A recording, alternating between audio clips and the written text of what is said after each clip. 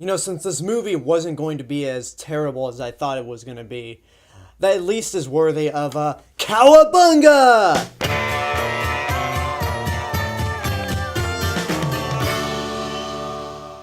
So we have the new Teenage Mutant Ninja Turtles movie, produced by Michael Bay and directed by Jonathan Liebesman. I may have butchered the last name, but basically he's the director of Battle Los Angeles and Wrath of the Titans. But before I go into this movie, let me tell you guys about my experience of the Teenage Mutant Ninja Turtles as a franchise. I was born in 1991, so I didn't grow up with the 80s cartoon. I've seen all the movies, but not until many years later. The first movie I think is good. It's very much a product of the time, but it's still a pretty good movie, I think. Second one is really, really stupid and dumb, but I find it to be a guilty pleasure. I kind of like it for just how goofy it is. 3 sucks. And the CG animated movie from 2007, well, not as terrible as a lot of people claim it to be, it is definitely not that great. It's got some cool CG and a cool look to it, but it's just a mess, I think. The two things I really loved from the Teenage Mutant Ninja Turtles was the Turtles in Time video game and the 2003 animated series. If there was one Ninja Turtles series that's my jam, basically, it's the 2003 series. That's the one I grew up with. And now we have this new reboot to the Ninja Turtles film series, and basically it's just a simple plot. The Shredder and the Foot Clan plan to take over New York City, and it's up to the Teenage Mutant Ninja Turtles to stop him. We have Leonardo, Michelangelo, Donatello, and Raphael, as if you don't know who the Ninja Turtles are to begin with. Now, when I first heard the announcement that Michael Bay was going to produce a live-action Teenage Mutant Ninja Turtles movie, I and the rest of the world thought, oh my god, it's done. Like, we already tell, Michael Bay's name attached to it, it's ruined, because we've had our experiences with the Transformers movies. Even though those movies make a shit ton of money, those movies are just god-awful, terrible. So the fact that Michael Bay got his hands on another 80s property was just a recipe for disaster. And then there was the news that there was going to be aliens. There was so much backlash to the movie that eventually got canceled, but then it went back into production, and it became the movie that we have now. So after so much negativity, after so many people said, man, this movie is going to be shit, including myself, I'm actually very surprised that it wasn't as terrible as I thought it would be. I mean, just like I said in my intro. Now, that being said, it's not technically a good movie, but unlike the Transformers movies, it at least has some good things in it. The Ninja Turtles, all 4 of them, are definitely well portrayed. I mean, say what you want about the designs. I mean, yeah, they still look weird, but I'm past the shock value. It's like, okay, this is what the Ninja Turtles look like for this series. Whatever. I mean, it never really bothered me when watching the movie, but I mean, they got all the characteristics of the Turtles right. Leonardo's the leader. Mikey's the one that cracks jokes and is basically the comedian. Donatello's the tech guy who's very good with gadgets and is the brains of the bunch. And Raphael is the tough guy, and you can expect him to throw the first punch. And if you're wondering, that's part of the theme song from the 2003 animated series. Yep, those are the Ninja Turtles. And wow, unlike Transformers, it actually focuses on the Teenage Mutant Ninja Turtles, not some pathetic human characters we don't care about. It's also got some really cool action scenes to the point where you can actually see what's happening. Big highlight of the movie is the battle on the snowy mountain, and it is just well choreographed, and it's really cool to see what the Ninja Turtles can do now that they aren't played by guys in rubber suits. I mean, there's nothing wrong with that, but come on, when you're in a rubber suit, it's really hard for you to be athletic, and well, I mean, come on, you gotta be a CG character to do the kind of stuff that they do in this movie. But yeah, the action scenes were cool, and what I like is they were filmed from a distance, and they were well choreographed, so that makes it even more impressive. There were a few slow-mo moments that I didn't really care for, but in the end, the action scenes and just the turtles themselves are the reason to see this movie.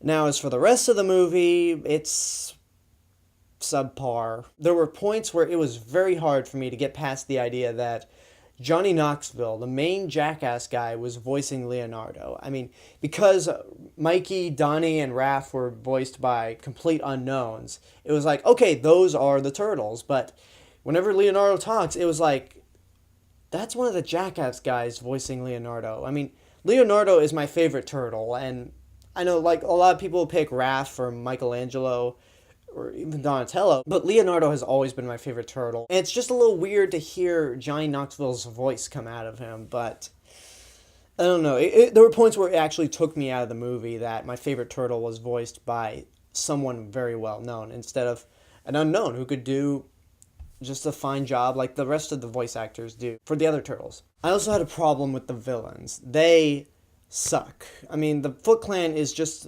nothing but a bunch of generic, on the spot, Michael Bay-esque mercenary people. There's this girl who I think is supposed to be the Shredder's like second in command, and she looked like the most non-threatening secondary villain I've ever seen. And then there's the Shredder, who is just really poorly mishandled. But surprisingly, he is not played by William Fichtner. William Fichtner plays a completely different guy, and then the Shredder is Asian, and they still retain that.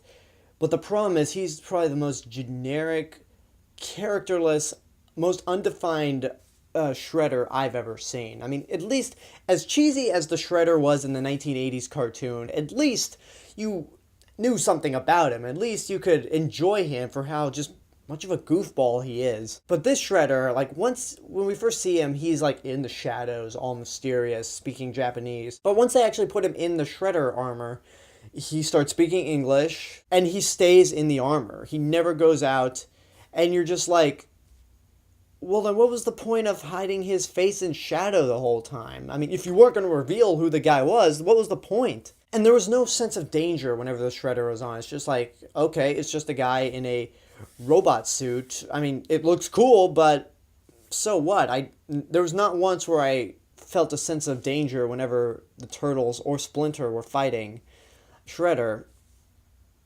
So when you like have a really suck-ass villain, that kind of brings the movie down. And then Megan Fox as April O'Neil, there's really not much to say. She's Megan Fox. She's just as she always is in all of her movies. Pretty to look at, but not really the best actress, which is a real shame. This is going to be a weird thing to say, but I honestly think Megan Fox could possibly be a good actress. I mean, she definitely has a nice smile, but I don't know. I've never really seen her in anything where she was spectacular. I mean, at most, she was serviceable in Transformers, the first one, and she's serviceable here. Another thing about this movie is that it was mostly unfunny. Not that the humor is painfully unfunny like it is in Transformers, but there's just not much humor there. It tried to be a little too serious, which a lot of the other interpretations of Ninja Turtles had very corny jokes, but at least like had you laugh. I mean, at most, whatever humor they had in here was just kind of a just a small chuckle, and that was about it. Like, I thought to myself, man, they really could have used some punch-up work on this movie. I mean, if you look back at Guardians of the Galaxy, that was hilarious. It had great humor in that movie. Even if it was juvenile, they could have at least tried more to make it a little more humorous. So it is a backhanded compliment to say this movie was not as terrible as I imagined it to be, because I imagined it to be like the Transformers movies, where it was sexist, racist, offensive, and had a complete disregard of the source material. Like, when I heard that Tony Shalhoub was going to be voicing Splinter, I thought, oh no, this is going to be a racist stereotype in the vein of the Ken Watanabe robot in Transformers 4, and it really wasn't. I'm actually very surprised and grateful that it didn't go down the sexist, racist Michael Bay path that the Transformers movies have gone down to. At most, it's just a bland, forgettable movie. I mean, kids are going to like it, no question about it, because I watched it and I'm like, you know, if I was younger, I would have definitely fallen in love with this movie. And there's even some little references to past iterations of Ninja Turtles, which I actually kind of liked, which Transformers didn't even bother to do with. It's not truly awful, it's just more, It does have some cool action scenes, and they do get the Ninja Turtles right, but that's really the most I can recommend for this movie.